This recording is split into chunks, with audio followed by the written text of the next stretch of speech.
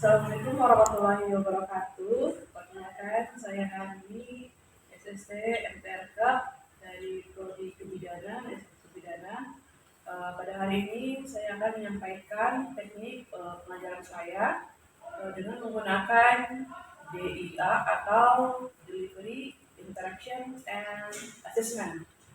Pada kesempatan ini saya akan menjelaskan salah satu mata kuliah saya yang saya ampuh, yaitu mata kuliah Asuhan Kebidanan, Persalinan dan Bayi Baru Lahir dengan bobot 6 SKS, 3 tatap muka dan 3 praktek yang terdapat di semester 6. Adapun capaian pembelajaran mata kuliah ini adalah mampu menjelaskan konsep dasar asuhan persalinan, mampu menjelaskan faktor-faktor yang mempengaruhi persalinan, mampu menjelaskan kebutuhan dasar selama persalinan, mampu menjelaskan asuhan kebidanan pada kala 1, mampu menjelaskan dan mempraktekkan asuhan kebidanan pada kala 2, menjelaskan dan mempraktekkan asuhan kebidanan pada ibu bersalin kala 3, menjelaskan dan mempraktekkan asuhan kebidanan pada ibu bersalin kala 4, menjelaskan dan mempraktekkan asuhan kebidanan pada bayi baru lahir, menjelaskan dan mendokumentasikan asuhan kebidanan, persalinan, dan bayi baru lahir. Deskripsi mata kuliah pada asuhan kebidanan persalinan ini adalah pada mata kuliah ini mahasiswa belajar tentang konsep, perubahan dan mekanisme terjadinya persalinan normal, kebutuhan dasar ibu bersalin, pelaksanaan pengkajian ibu bersalin dan neonatus, menetapkan perencanaan, manajemen dan evaluasi, serta pendokumentasian asuhan kebidanan pada ibu bersalin dan bayi baru lahir. Adapun materi pembelajaran pada mata kuliah ini adalah konsep dasar asuhan persalinan, faktor-faktor yang mempengaruhi persalinan, kebutuhan dasar selama persalinan, asuhan pada ibu bersalin kala 1, asuhan kebidanan ibu bersalin pada kala 2, asuhan kebidanan pada ibu bersalin kala 3, asuhan kebidanan pada ibu bersalin kala 4, asuhan kebidanan pada bayi baru lahir, dan pendokumentasian asuhan persalinan pada bayi baru lahir. Adapun CPL pada mata kuliah ini yang pertama itu sikap bertakwa kepada Tuhan Yang Maha Esa dan mampu menunjukkan sikap religius, menunjuk tinggi nilai kemanusiaan dan menjalankan tugas berdasarkan etika, moral, dan agama. Menunjukkan sikap bertanggung jawab atas pekerjaan di bidang keahliannya secara mandiri. Kemudian pengetahuan menguasai konsep teoritis ilmu kebidanan, manajemen asuhan kebidanan, keputusan klinis, model praktik kebidanan, dan etika profesi secara mendalam. Menguasai konsep teoritis penelitian dan evidence-based practice dalam praktik kebidanan. Dapat keterampilan umum. Pertama itu mampu menerapkan pemikiran logis, kritis, sistematis, dan inovatif dalam konteks pembangunan untuk implementasi iptek dan mempertahankan penerapan humaniora sesuai bidang keahliannya, mampu menunjukkan kinerja mandiri, bermutu, dan terukur. Adapun keterampilan khusus yaitu mampu mendemonstrasikan pencegahan infeksi, pasien safety, dan upaya bantuan hidup dasar. Mampu mendemonstrasikan pendokumentasian asuhan kebidanan sesuai standar yang berlaku. Di awal pertemuan, saya menjelaskan bobot perkuliahan mulai dari mata kuliah ini, yaitu ujian akhir semester sebanyak 40%, ujian tengah semester 30%, tugas 10%, kehadiran 10%, dan keaktifan mahasiswa 10%. Selanjutnya saya akan menampilkan proses mengajar saya. Saya lakukan pada mata kuliah asuhan kebidanan pada ibu bersalin dan BBL. Selamat menyaksikan. Terima kasih. Assalamualaikum warahmatullahi wabarakatuh. Waalaikumsalam warahmatullahi wabarakatuh. Pada kesempatan ini, Ibu ucapkan selamat siang karena sudah hadir untuk perkuliahan kita pada siang ini. Sebelum kita masuk kelas, mungkin terlebih dahulu Ibu perkenalkan dulu karena ini pertemuan pertama ya. Ibu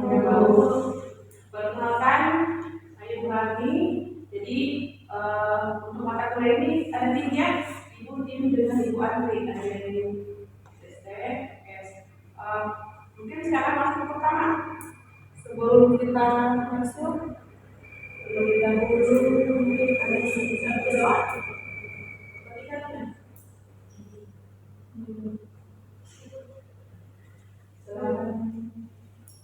Baik, sebelum kita mulai mata kuliah ini, mari kita berdoa menurut agama kita masing-masing.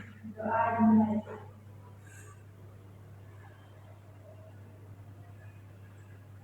Doa selesai. Ibu absen dulu ya.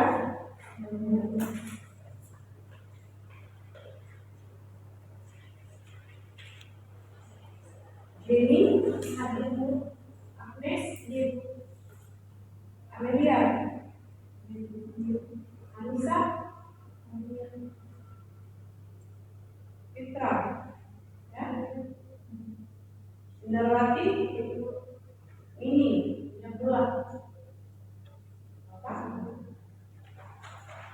Susianti, boleh, Lawati, Dirgo, Lestari, Dirgo, Andini, Dirgo, Petri, Melda, Muhammad. Oke, jadi ya, kita masuk di pertemuan pertama.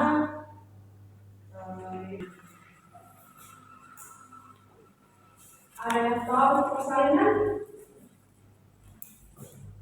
Ini kan kita S1, berarti kita lewat yang ketiga.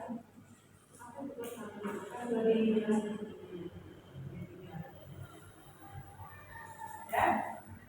Proses pengeluaran konsumsi yang dapat dibuat kandungan baik dengan kekuatan ibu, kemudian bisa lahir dengan bantuan atau tanpa bantuan ibu sendiri, bantuan dari dokter misalkan persalinan dengan SC atau menggunakan konsep atau traksi. Jenis-jenis persalinan itu ada empat macam. Ada spontan, normal, buatan, dan anjuran. Yang mana persalinan spontan? Persalinan spontan adalah proses pengeluaran konsumsi janin dan plasenta yang sudah cukup bulan melalui lahir atau melalui vagina dengan kekuatan ibu sendiri atau dengan bantuan. Jadi persalinan spontan. Kalau persalinan normal yang mana bedanya? Normal adalah proses pengeluaran atau proses persalinan yang melalui jalan secara alami dengan adanya kontraksi rahim dengan pembukaan sehingga lahirlah bayi. Kemudian di dalam proses persalinan ini terjadi ada beberapa fase. Nanti ibu akan alami yang namanya kontraksi. Nah, di area kontraksi itu bayi itu mencoba untuk lahir. Jadi kalau misalkan dia persentase kepala, berarti lahir keduanya itu adalah kalau misalkan dia persentase bokong, yang keluar itu adalah kemudian persalinan buatan adalah suatu proses persalinan yang berlangsung dengan bantuan atau pertolongan dari dua. Misalkan ini adalah persalinan yang dilakukan oleh dokter, misalkan dia persalinan SC. Kemudian untuk persalinan anjuran adalah persalinan yang terjadi ketika bayi sudah cukup bulan mampu bertahan hidup atau dia sudah mampu untuk bertahan hidup di luar. Jadi misalkan bayinya dia induksi misalkan, nah itu boleh dilahirkan. Atau mungkin dia bayinya dia tidak bisa keluar, tapi dibantu supaya bayinya bisa lahir. Kemudian ada beberapa proses persalinan, mekanisme persalinan. Garis perkawinan itu ada berbagai macam. Ada yang namanya masuk kepala dan ke dalam pintu atas. Ini ada panggul.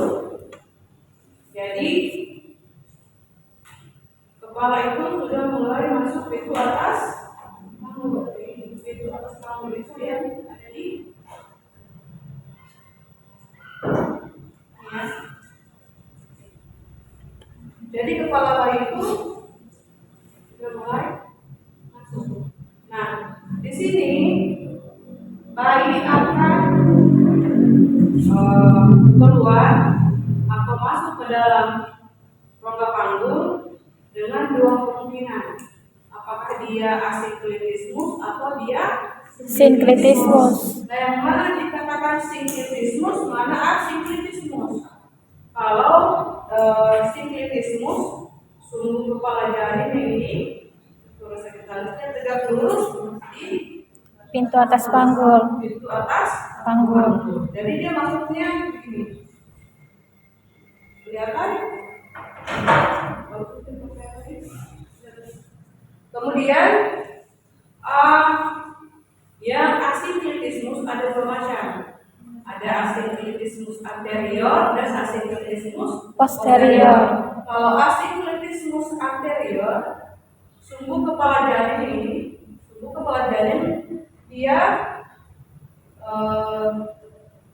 berada di tepi atas sisi. Jadi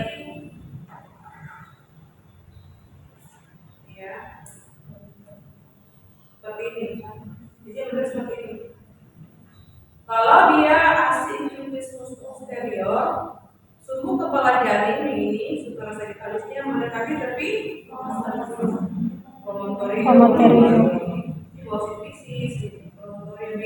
Promontorium itu bukan yang ini, tapi antara itu.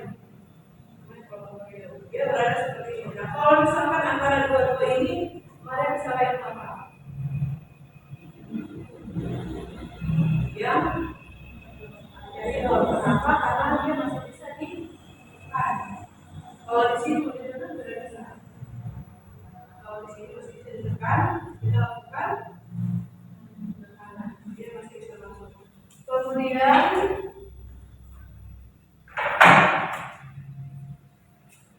masuk kepala janin, oke tadi sudah fleksi. Jadi kepala dengan adanya his yang ada kuat, kepala memasuki rongga panggul dengan dua kemungkinan tadi, asinklitismus maupun asinklitismus. Kemudian kepala bayi melakukan fleksi. Di mana fleksi berarti dia Dagu mendekati dada. Mendekati Dada. Jadi kepalanya tadinya mungkin dia masuk seperti ini, ada kontraksi dia masuk dan dia melakukan fleksi. Jadi kalau dia fleksi dia sudah ada di antara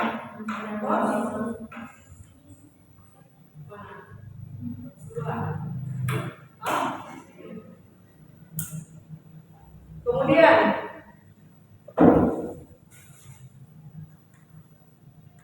melakukan putaran traksi dengan his yang ada kuat, kepala memasuki rongga panggul, kemudian melakukan fleksi. Dengan his berikutnya kepala melakukan putaran traksi dalam. Jadi tadi kepalanya dia melakukan fleksi, dia berputar seperti ini. Jadi strukturas suboksiputnya dia berada di bawah tepi. Tadinya dia seperti ini, dia berubah menjadi seperti ini. Nah, dengan adanya his yang ada kuat, kepala melakukan ekstensi. Nah, di sini kita melakukan sambil menunggu putaran putaran fraksi luar mengikuti arah sumbu janin. Kalau misalkan dia ke kiri, nanti dia berada di kiri. Kalau misalkan dia ke kanan, dia akan putar ke kanan. Kemudian ekstensi sudah ya, putaran fraksi luar. Kemudian ekstensi. Nah, pada saat tadi dia sudah lakukan putaran traksi keluar. Nah, kita tugasnya bila di sini untuk melahirkan bahu, baik, punggung, bokong, dan kaki. Dan seluruh bagian. Jadi pada saat dia melakukan namanya eksklusi, nanti kita lakukan di dari tangan kita angkat ke bawah, angkat ke atas, kemudian pindahkan tangan dan susuti. Sahabat susun untuk melahirkan bahu, belakang, bokong, dan kaki. Dan lahirlah secara eksklusif. Kemudian ada alat persalinan. Ada berapa alat persalinan? Ada Ada 4. 4. Ada kala 1 atau disebut juga dengan kala. Bukan dari sampai berapa? 0 sampai 10. Nah, di kala 1 ini ada lagi berapa fase lagi? Ada 2 fase dan fase Laten. Oke, pintar. Kemudian fase laten itu yang mana? Dari bukan 3 sampai bukan 0 sampai bukan 3. Kelas 1 dia berlangsung sampai berapa jam? Kemudian, nah, kala 2 itu sampai bayi lahir. Itu tadi pada saat terjadi kontraksi, kemudian secara seluruhnya itu masuk di kala 2. Kala 3 Kalau uri, kala pengeluaran placenta. Biasanya berapa jam? Atau berapa menit? kurang lebih. Terus ada namanya kala 3, itu sudah ya. Kala 4. Kala di sini ada pertanyaan. Pertanyaan, silakan. Silakan uji.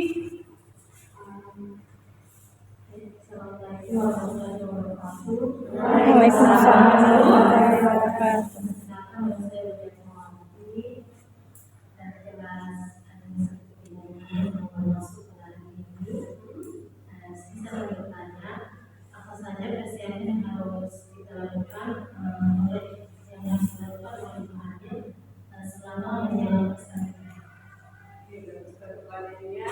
Apa yang harus kita siapkan kita sebagai ibu hamil untuk menghadapi yang namanya persalinan? Yang pertama, kita harus siapkan buku kali ya. Jangan pernah kita lupa dimanapun tempatnya kita berada. Ketika nanti mau bersalin itu pasti akan dari luar. Tentunya apa kita pernah periksa atau tidak. Karena di situ kita bisa lihat apakah dia ada gejala untuk komplikasi atau tidak. Kemudian yang kita siapkan lagi apa? Ada namanya bakso. Kemudian yang paling penting mungkin itu adalah siapkan juga darah. Kenapa? Darah bukan berarti dari kita gimana ya? Mungkin dari keluarganya kita harus cek dulu darah kita apa. Nah, sampai ketika kita bersalin, ternyata kita kekurangan darah. Karena kalau di rumah sakit belum tentu ada darah yang pas dengan kita.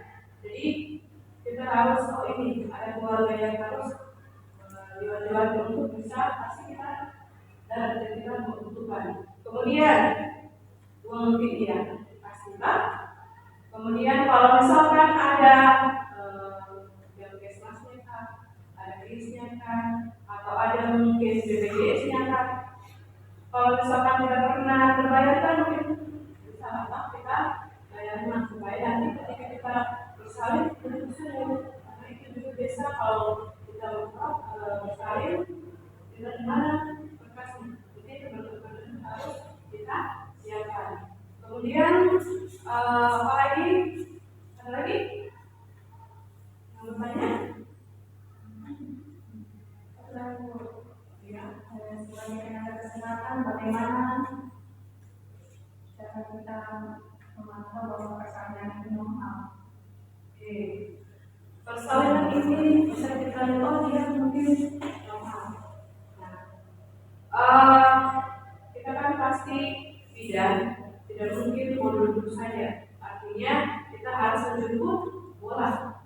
Ada namanya posyandu. Posyandu itu usahakan kita harus manfaatkan, apalagi pasien. Pasien itu jarang sekali ada yang namanya mau pergi periksa, jarang sekali ada. Jadi kita bisa tahu apakah dia ini ada kelainan atau tidak. Ada kasus dia ini hamil, ternyata 6 bulan yang lalu baru melahirkan. Dia tidak pernah sama sekali namanya cek. Padahal dia ini melahirkannya sesar. Maka sebenarnya belum sembuh lah, belum sembuh lokasinya. Yang harusnya mungkin dia 3 tahun, tapi dia ternyata 6 bulan berikutnya dia hamil lagi. Nah, yang salah itu sebenarnya siapa? Apakah kita tidak pernah melihat itu, atau mungkin pasiennya juga yang masih tahu? Jadi kita bidan sekarang ada kader, jadi kita boleh itu ada kader supaya dia bisa bantu kita siapa atau kan tidak mungkin kita langsung pergi langsung di rumahnya. Ada kader yang ada di gunakan mereka untuk bisa mendapatkan informasi. Kemudian pada saat periksa otomatis kan kalau misalnya kan ada 6 kali untuk pemeriksaan, ya harus bersilah supaya kita tahu apakah ini bayinya dia baik-baik saja atau tidak. Jangan kita pergi periksa karena mau jenis kelamin itu kurus. Jadi kalau kita lihat itu apakah dia liter tidak di dalam, dan ketubannya bagus atau tidak. Jangan sampai dia dan ketubannya ternyata banyak. Terus dalam satunya dia juga panjang, akhir lama-lama dia akan terjadi liter di dalam. Jadi harus diperhatikan. Kemudian kalau misalkan pasiennya ke rumah sakit atau pasiennya mungkin ke puskesmas, ada mungkin obat yang harus diberikan. Misalkan obat ya mungkin di tablet TP-nya, tabletnya, malamnya. Nah itu usahakan pasiennya minum, karena ada dua karena minum. Jadi bagaimana ini minum tidak mau anemi kalau tabletnya saja tidak pernah diminum. Di sini ada yang bisa kasih kesimpulan pada webinar ini.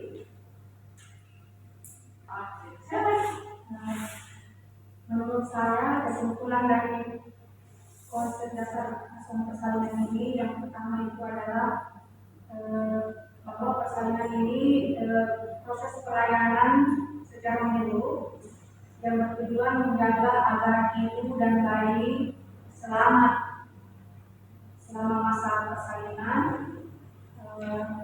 di mana dalam asuhan ini kita meliputi pemantauan fisik, kita sebagai tenaga kesehatan dalam hubungan emosional, intervensi tertentu sesuai dengan kebutuhan ibu yang akan melahirkan. Berdasarkan pengalaman persalinan mulai dari kelas 1 sampai dengan kelas 4 oleh tenaga kesehatan, barangkali kita dapat mendeteksi adanya bila mana komunikasi kita dapat melakukan kesulitan serta menjaga proses persalinan berlangsung secara fisiologis. Di mana kita sebagai tenaga kesehatan ini dapat melakukan komunikasi secara efektif yang benar-benar terlibat, memberikan info, terutama pemberian konsen karena itu lebih penting dalam melakukan persalinan itu sendiri, karena kita tidak tahu ya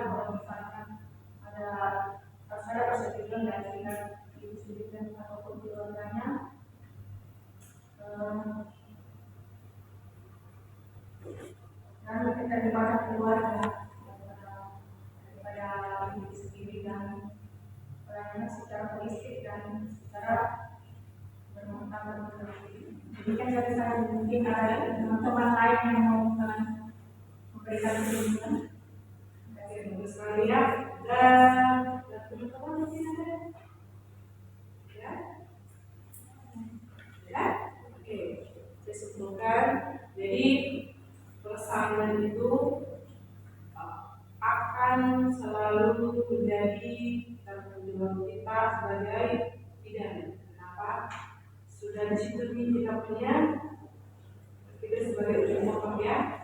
Jadi kalau pasiennya ada keluhan, kita selalu beri dia informasi apapun itu yang penting berhubungan dengan kehamilan dia, persalinan dia. Keluarga harus dilibatkan. Kenapa? Banyak kasus sekarang yang keluarganya mungkin tidak setuju atau mungkin ya, apalagi kalau misalkan ekonomi itu sangat-sangat wow. Kenapa? Kalau tidak ini, apalagi mungkin suaminya mungkin yang apa namanya nggak kerja, nggak ada ini, baru uang mau makan setengah mati, anak hamil, belum lagi ada anak lagi. Bagaimana kita mau siapkan anak kita yang sehat kalau itu saja sudah tidak bisa jaga itu. Jadi dukungan orang tua bukan cuma hanya itu ya, orang tua, kakak, saudara, semuanya yang penting keluarga itu harus mendukung supaya beban psikologi kita juga lebih bagus. Menghadapi persoalan itu tidak gampang.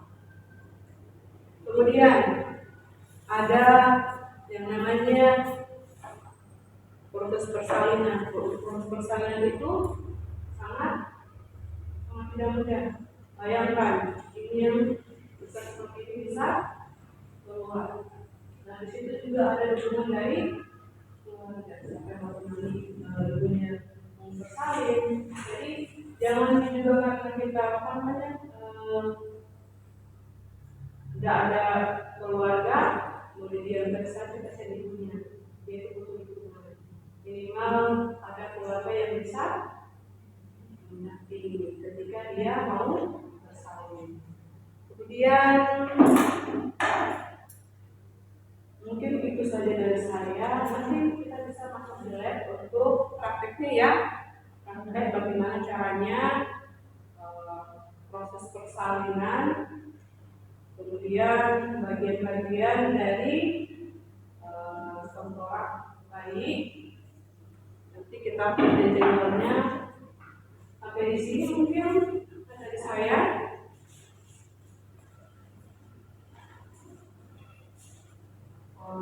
Jadi saya tutup ya mata kuliah kita hari ini. Assalamualaikum warahmatullahi